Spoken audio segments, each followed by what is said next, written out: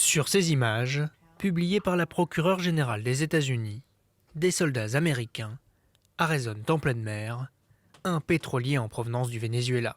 Les gardes-côtes et la marine prennent le contrôle du navire, baptisé le Skipper. Washington l'avait déjà sanctionné en 2022 pour des liens présumés avec l'Iran et le Hezbollah. Donald Trump a confirmé la saisie, affirmant qu'elle était justifiée.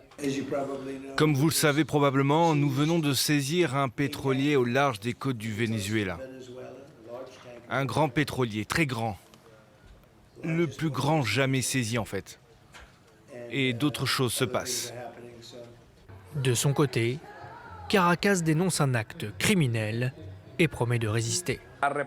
La République bolivarienne du Venezuela dénonce et condamne énergiquement ce qui constitue un vol flagrant et un acte de piraterie internationale annoncé publiquement par le président des États-Unis.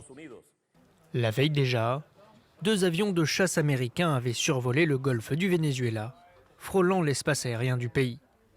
Depuis des semaines, Washington frappe des bateaux dans les eaux des Caraïbes, accusés de transporter de la drogue pour le compte de Caracas. En s'attaquant au pétrole vénézuélien, l'administration Trump accentue la pression sur le président Nicolás Maduro, qu'elle accuse de narcoterrorisme. Maduro nie toute implication dans ce trafic et affirme que les États-Unis veulent simplement un changement de régime et mettre la main sur le pétrole vénézuélien. Le pays possède les plus importantes réserves d'hydrocarbures au monde.